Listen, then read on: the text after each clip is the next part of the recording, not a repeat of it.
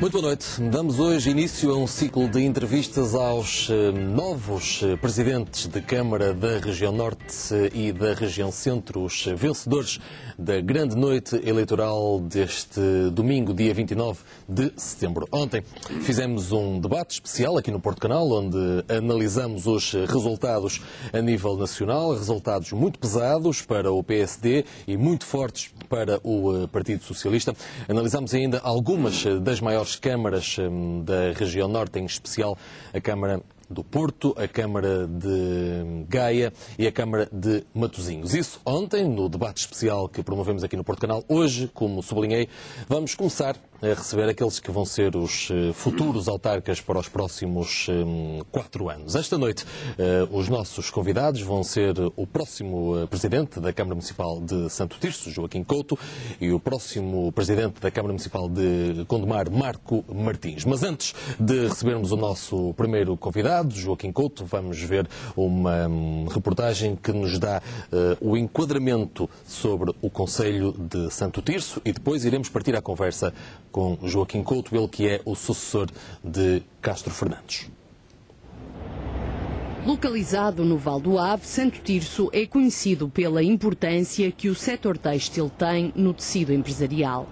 Atividade antiga no município, não passou imune à crise do setor dos anos 80 do século passado, com o encerramento de grandes empresas sediadas naquele que é considerado o berço da industrialização do têxtil em Portugal.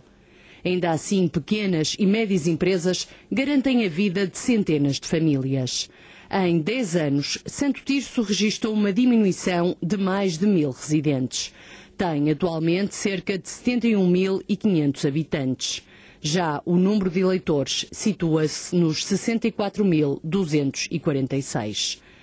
Dividido em 24 freguesias, vai perder 10 com a reorganização administrativa. Em tempos, chegou a ser o concelho com maior número de desempregados no país. Em dezembro de 2007, somavam 5.545 desempregados no flagelo potenciado pela crise do setor têxtil na região. Em março deste ano, o Serviço de Emprego tinha 7.600 desempregados inscritos. A autarquia de Santo Tirso tem como orçamento anual deste ano um valor superior a 65 milhões de euros. O número de funcionários está nos 373 trabalhadores. No concelho, a taxa de saneamento tem uma cobertura de 61,5%. Já a rede de transportes situa-se nos 100% de cobertura. Concelho do Distrito do Porto, à distância de uns 25 quilómetros da cidade invicta, Santo Tirso tem ainda a característica de uma forma original de povoamento. Dispersa no território, vive-se essencialmente entre cidades, sendo possível identificar 2 sistemas de povoamento. O Val do Ave, que alberga 75% da população concelhia, e o Val do Lessa, que representa um povoamento disperso e claramente mais rural.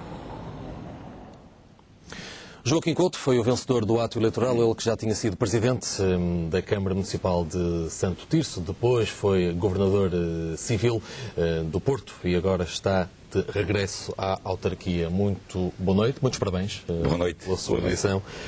Joaquim Couto vai estar à frente dos destinos da autarquia nos próximos 4 anos. Por onde é que vai começar? Qual vai ser a sua prioridade? Bem, a nossa prioridade, como se viu ali na peça, será o emprego e a coesão social. Porque ao longo destes anos, e dada a crise nacional e internacional, e que no caso de Santo Tirso e do Val do Ave veio muito de trás, portanto, da década de 80, e da falta de políticas por parte dos governos sucessivos de reconversão do tecido empresarial do Val do Ave. A culpa não é só dos governos, como é óbvio, mas os governos tiveram aí um papel muito importante e isso significou que tudo se conjugasse nos anos de 2010, 2011 e 2012 e agora no ano de 2013, com uma crise fortíssima, com forte desemprego e com graves problemas de coesão social. Há muitas famílias neste momento que não esperariam estar a entrar portanto, no conjunto daqueles que se consideram pobres e que estão a entrar nessa área. É um concelho onde se sente aquele novo fenómeno que é o da pobreza encapotada, uma classe média que não estava habituada a sentir essa pobreza. Por essa razão terá de ser a primeira prioridade das políticas municipais, a criação de emprego e dinamizar, reforçar um conjunto de políticas municipais. Algumas estão no terreno, outras serão novas para as populações mais em risco, como é o caso dos idosos, das crianças, da população escolar, de tal modo que possamos dar aqui um contributo positivo para que a pobreza não se instale. O reforço do tecido empresarial, Joaquim Couto, pergunto-lhe, poderá passar por uma maior reivindicação da autarquia, e não só da autarquia de São Tirso, porque não falar das autarquias todas aqui da área metropolitana do Porto, por uma maior reivindicação dos fundos comunitários? Porque, por coincidência, vamos entrar no próximo quadro, 2014. Sim, é verdade que... E já sabemos que uma grande fatia do bolo comunitário nestes 7 anos que se aproximam vem para a região norte. Pode passar por aí ou não? Pode passar por aí, mas também devemos ir atrás. É que nos sucessivos governos e com os sucessivos quadros comunitários, a verdade é que a região norte, no seu conjunto, nunca recebeu proporcionalmente à sua importância, quer do ponto de vista social, económico e política. Vai receber agora. Mercê da centralização. Vamos ver, porque nós estamos com um governo que acentuou ainda mais a centralização que já vinha de trás. Mas não acredita? Acredito no seguinte, acredito que tem de haver uma clarividência por parte dos responsáveis governamentais, descentralizando os fundos comunitários, dando maior autonomia à Comissão de Coordenação da Região Norte, ou à CCDR Norte, no sentido de a aplicação dos fundos comunitários ser mais flexível e ir para as áreas mais prioritárias de acordo com, digamos assim, as necessidades de cada concelho. Infelizmente não tem sido assim. O que tem acontecido, infelizmente, é que tem sido o inverso. Há dinheiro e depois fazem-se candidaturas, às vezes megalómanas e atribiliárias, para ir buscar esse dinheiro. Deve ser ao contrário. Identificar, diagnosticar os problemas e depois ir à procura do financiamento, mesmo que seja de fundos comunitários. Deixe-me perguntar-lhe, estamos agora numa altura em que o Secretário de Estado, que está com a pasta dos fundos comunitários, é Castro Almeida. Foi durante muitos anos autarca aqui da região norte, de São João da Madeira, um autarca que conhece bem os problemas da região. Também ele, independentemente de ser do PSD, reivindicou por melhores fundos e mais verbas para a região norte. É um homem, portanto, com uma certa sensibilidade para a necessidade da região. Pergunto-lhe diretamente, acredita ou não que, por este enquadramento que acabei de dar, Castro Almeida poderá fazer uma diferença na forma como estes fundos vão ser distribuídos? Penso que sim, estou confiante que ele irá fazer isso.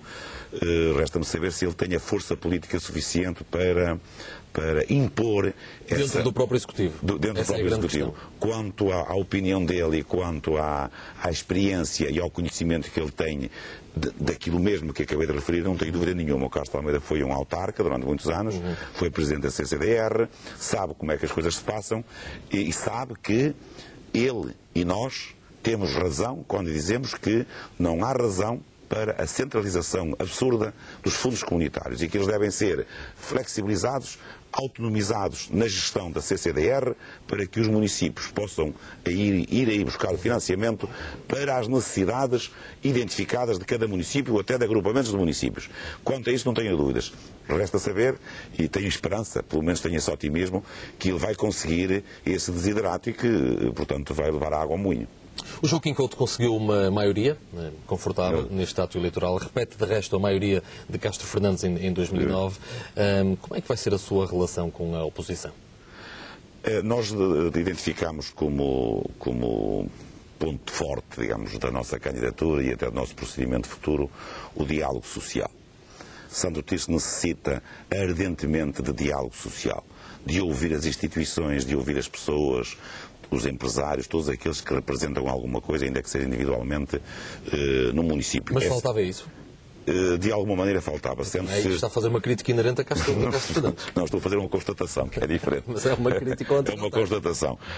Há necessidade, e as pessoas sentem essa necessidade de diálogo e de a Câmara tomar decisões importantes, e nós tomamos esse compromisso público. A Câmara não tomará decisões importantes sem um amplo consenso público e sem uma discussão pública dos assuntos de relevante interesse municipal. Constitui até um Comitê Económico Social, ou um Conselho Económico Social, que tem mais de 50% independentes, para que me assessorasse e ajudasse a construir um programa eleitoral e que depois vai continuar a funcionar como Conselho Consultivo do Executivo durante o meu mandato. Bom, quanto a essa matéria, penso que é uma inovação muito importante no Conselho. Quanto aos resultados eleitorais, há a destacar 2 ou 3 questões que eu penso que são importantes. Em 2009, a distância entre PS e PSD era de 6%, passou agora para 13%, portanto aumentámos a distância relativamente ao PSD. Relativamente às freguesias em geral, recuperamos 5 freguesias muito importantes que tinham caído nas mãos do PSD no ato eleitoral de 2001, que recuperamos agora, importantíssimas, como Santo Tirso, Cidade, São Martim do Campo, Santo Tomé de Negrelos, Sequeiró e Palmeira. E, portanto, estamos agora com um score, digamos assim, quase avassalador em termos de freguesias. A outra ilação também importante do ato eleitoral é que foi o aparecimento de uma 5ª candidatura, um independente, movimentada, não se sabe bem ainda por quem, mas a verdade é que ela apareceu, e as abstenções que subiram de 30% para 35%. Portanto, ou seja, mas esse foi um fenómeno nacional, apesar certo, de... Portanto, ou seja, somando... a maior taxa de abstenção de sempre em Portugal num ato autárquico local. Local, mas se somarmos no Conselho de Santo Tirso as abstenções, os brancos e os nulos, e o candidato independente, uma 5ª candidatura, estamos a falar de mais de 15% ou 16% de votos.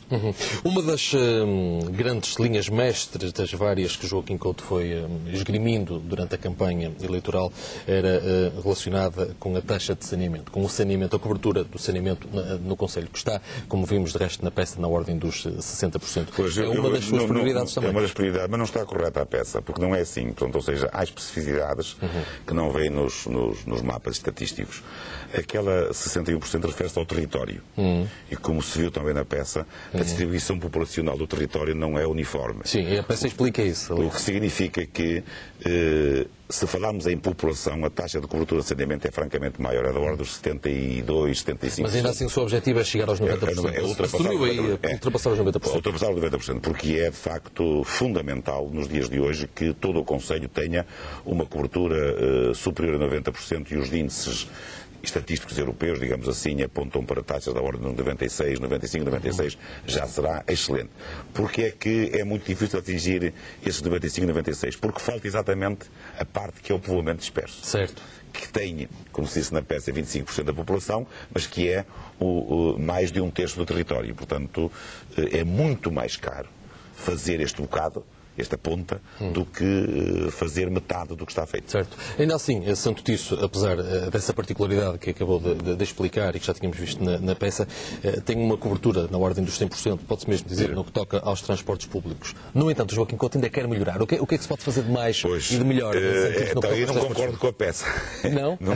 Então diga por quê. Tem 100% de transportes públicos, mas não são adequados às necessidades e não têm os horários. O que é que falta? Novos horários, por exemplo? Não, falta fazer aquilo que foi feito no Porto, que é uma interligação, fazer um andante, digamos assim, municipal ou intermunicipal. Essa é uma questão que não diz respeito só a Santo Tirso, diz respeito à Trofa e a Famalicão. É um diálogo que eu estabeleço. Tem que haver uma interligação entre as coisas. Exatamente. Não se pode criar uma rede de transportes eficiente a tal ponto de que seja bem adequada às necessidades só em Santo Tirso. Claro. Tem que ser, no mínimo, com uma escala de 250 mil habitantes, que é o que tem Santo Tirso, Trofa e Famalicão. Portanto, essa é uma questão que eu tratarei com os municípios vizinhos. E o que se passa é que o horário adequado do lazer, dos idosos, da ida ao médico, da ida aos serviços administrativos, enfim, das várias necessidades das pessoas, não é adequado. Há zonas do Conselho que têm uma carreira de manhã e outra, se calhar, às 2 da tarde. É preciso afinar. É preciso fazer uma interligação entre os transportes urbanos de Santo Tirso. Eu criei os transportes urbanos de Santo Tirso há muitos anos, há 20 ou 25 anos, ainda funcionam, mas é preciso interligá-los com o comboio. Por exemplo, com o Santo Tirso tem uma ligação de comboio espetacular, de comboio elétrico, que é Santo Tirso, que é Porto, Trofa, Santo Tirso e Guimarães. Só que a estação está quase sempre fechada. tenham uma interface para 350 ou 400 viaturas para estacionar lá e tomarem o transporte público. Mas depois os horários não são os adequados porque chega ao comboio, não chega ao autocarro, chega ao autocarro, não chega ao comboio e, portanto, há aqui um diálogo também a fazer com a CP para que a interligação, no fundo é fazer o que se fez na área metropolitana, sim, que é tentar uma coisa semelhante ao transporte intermodal, em que com um bilhete as pessoas circulem na CP, nos tours. Se torna muito mais fácil para o mais fácil e mais barato, não é? E mais barato. O Joaquim Couto é médico, como se sabe, portanto faz igualmente da melhoria da saúde no Conselho uma das suas bandeiras. O que é que falta melhorar em Santo Tirso no que toca à saúde? Na saúde, nos últimos anos, foram feitos nos últimos 15 anos, todos os centros de saúde de Santo Tirso são novos. Uns feitos no final da década de 90, outros feitos agora mais recentemente. Há até 2 para inaugurar, 2 centros de saúde, um em Areias e outro em São Martim do Campo. Mas todos os outros são de estruturas novas. Temos unidades de saúde familiar em todas estas instalações e temos 2 precariedades que são muito fortes. Uma é desde logo os transportes, que há bocado falamos. Certo, já falamos sobre isso. A outra precariedade é o pagamento do receituário médico dos doentes, das pessoas que vão ao médico. Há cada vez mais famílias e idosos que não têm dinheiro para comprar toda a medicação. E nós também aí vamos atuar rapidamente. É um fenómeno nacional, não é? Fenómeno nacional. Mas nós já decidimos, nenhum idoso em Santo Tirso ficará sem comprar os seus medicamentos por falta de dinheiro. E vão fazer isso como a autarquia vai criar uma espécie de fundo de maneio para ajudar as pessoas? Exatamente. Já conversamos com as farmácias, vamos agora dialogar com outras instituições, criando um fundo de maneio, tipo de bolsa mútua, à semelhança do que existe por aí noutras áreas, noutros setores de atividade. Cujo valor ainda vai definir, ainda vai estudar, ou já tem uma ideia? Já tenho uma ideia. O valor não é muito significativo. É uma medida política muito importante, mas o valor não é muito significativo. Porque no caso das crianças vamos fazer o mesmo. Nenhuma criança no Conselho ficará sem ser vacinada daquelas vacinas que são fora do pacote do Serviço Nacional de Saúde. Sim. Portanto, também já prometi isso e é uma certeza que irei fazer. As implicações orçamentais, enfim, têm algum significado, mas, como eu disse, temos de atalhar caminho na coesão social e diminuir e melhorar o orçamento familiar das pessoas, diminuindo estas despesas que são fundamentais, porque as famílias têm 2 prioridades fundamentais. É pagar a casa, quase sempre, e os medicamentos. E depois, se não chega a comida, o problema é quando não chega. O problema é quando não chega. Portanto, o apoio pluridisciplinar aos idosos também é uma iniciativa que vamos desenvolver, porque atualmente o que há é catering, existe algum, portanto, apoio domiciliário, mas não existe um apoio domiciliário pluridisciplinar, em que inclua, por exemplo, a enfermagem, ou a gerontologia, ou que inclua ou psicologia. Várias áreas. E na área dos idosos, uma coisa que não é muito falado, mas nós temos muitos milhares de ex-militares das colónias com doenças decorrentes da sua permanência. Algumas de foro psicológico. Decorrentes da permanência em teatros de guerra. Os governos sucessivos não ligaram muita importância a isto e nós temos no Conselho, aliás, basta ver que no almoço ou dos ex-combatentes que se faz anualmente, junta centenas ou até milhares de ex-combatentes. Então vamos atuar aí, porque nos parece uma área muito importante. E depois, na área escolar, né?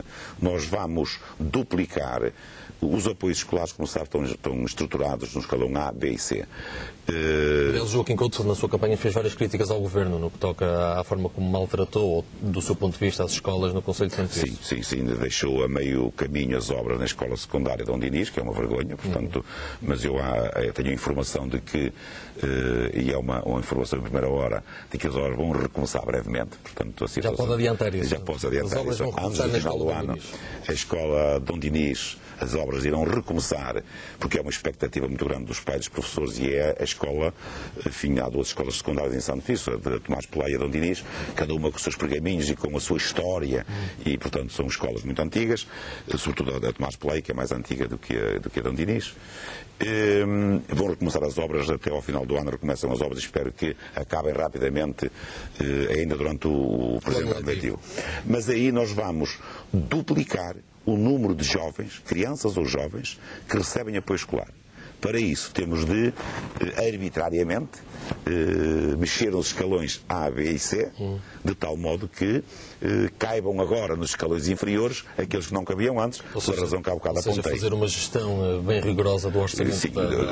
Sim, antes vê dificuldades em termos orçamentais ou não?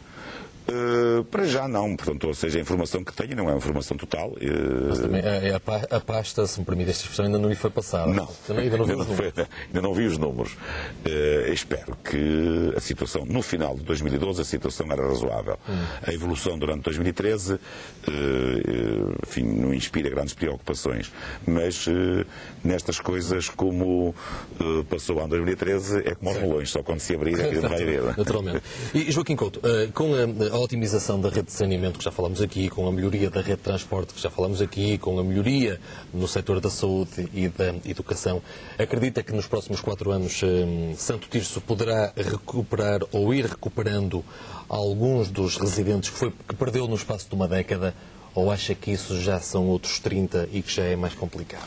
Não, eu penso que vai recuperar rapidamente, porque isto depende muito também da política de gestão urbanística da Câmara, portanto é uma questão, mas a política de gestão urbanística da Câmara foi por mim instituída há 30 anos, aconselhado pelo arquiteto Nuno Portas e pelo arquiteto Fernando Sá, que ainda hoje permanece, digamos assim, esse conceito de gestão urbanística que eles implementaram, mas há necessidade de fazer algumas alterações, alguma flexibilização para que possa haver aí alguma abertura. Repare que em Santo Tirso a propriedade valorizou 12, 15% e no todos os concelhos da área metropolitana desceu 15 a 20%.